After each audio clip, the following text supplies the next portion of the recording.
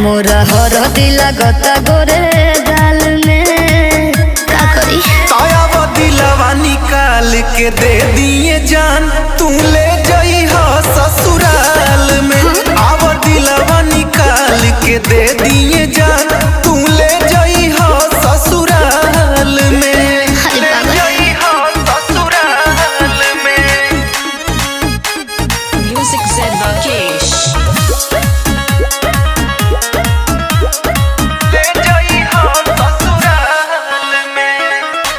मेहंदी के रंग तनिको फीका पड़ जाई खुनवे से जान तू लीह सजाई।